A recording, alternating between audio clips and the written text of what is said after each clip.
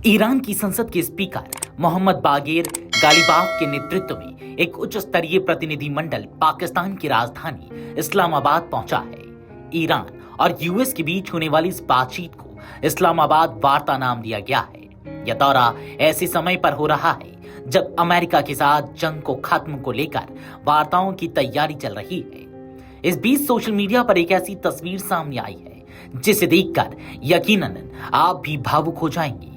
और ये तस्वीर ईरान की संसद के अध्यक्ष मोहम्मद बागेर गालिबाफ ने शेयर की है, जिसे देखकर हर कोई निशब्द हो गए हैं। दरअसल स्पीकर मोहम्मद बागेर गालिबाफ ने शनिवार सुबह फ्लाइट की तस्वीर सोशल मीडिया पर शेयर की। यह कोई साधारण तस्वीर नहीं थी। इस तस्वीर में विमान की सीटों के पीछे मासूम बच्चों की तस्वीरें चिपकी हुई थी। ये उन बच्चों की तस्वीरें हैं जो 28 फरवरी को इजराइल और अमेरिकी सैन्य हमले में मारे गए थे। गालिबाफ खुद उन तस्वीरों को गहराई से देखते हुए नजर आ रहे हैं, मानो उन मासूम चेहरों में छिपी दर्द को महसूस कर रहे हों।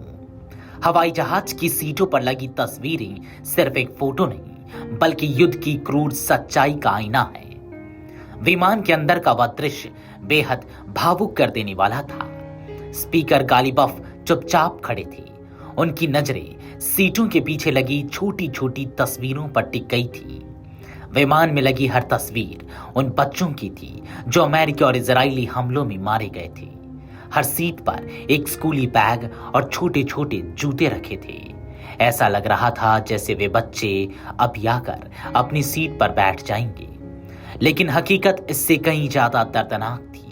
ये बैग और जूते उन्हीं बच्चों के थे जो ईरान पर अमेरिकी इजरायली हमलों में अपनी जान गंवा चुके थे। गालिबाफ की ये पोस्ट एक बड़ा संदेश देते हुए दिखाई दे रहा है, एक ऐसी खामोश पुकार जिसे दुनिया नजरअंदाज न कर सकी।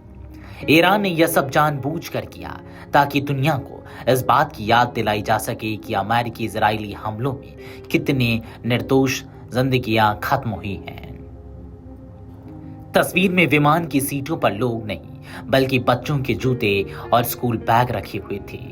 इसके साथ उन्होंने सिर्फ एक लाइन भी लिखी, इस उड़ान में मेरी साथी मिनाब 168। यह छोटा सा हैशटैग दरअसल एक गहरी त्रासदी की याद दिलाता है। युद्ध के पहले दिन ईरान के मिनाब शहर में स्थित शजरा तैयबा प्राथमिक विद्यालय पर अचानक मिसाइल हमला हुआ और उस वक्त मासूम बच्चे अपनी अपनी कक्षाओं में बैठे पढ़ाई कर रहे थे। किसी की किताब खुली थी, कोई कुछ लिख रहा था तो कोई शिक्षक की बात ध्यान से सुन रहा था। तभी एक तेज धमाका हुआ और सब कुछ बदल गया। हालांकि आपको बता दें कि इस हमले में मिनाब शहर के एक स्कूल को निशाना बनाया गया था, जिसमें 160 से ज्यादा बच्चियों की मौत हो गई थी। इस हमले ने दुनिया भर को झकझोर कर रख दिया था। इस्लामाबाद पहुंचने पर गालिबाफ ने कहा कि तेहरान अच्छी नीयत से लेकिन भरोसे के बिना चर्चा करने जा रहा है। उन्होंने कहा कि अतीत में हुई वार्ताएं बार बार विफल रही हैं। उन्होंने यह भी कहा कि अमेरिकियों के साथ बातचीत का उनका अनुभव हमेशा विफलता और समझौते के उल्लंघन से जुड़ा है। उन्होंने कहा, आगामी वार्ताओं में अगर अमेरिकी पक्ष एक वास्तविक समझौता करने और ईरानी लोगों के अधिकारों को प्रदान करने के लिए तैयार है तो वे समझौते के लिए हमारी तत्परता भी देखेंगे। उन्होंने कूटनीति में धोखे के प्रति आगाह किया और कहा कि अगर वार्ता का उपयोग बेईमानी कार्रवाई को ढकने के लिए किया गया तो ईरान दृढ़ता से जवाब देगा। Video desk अमरउजाला.com।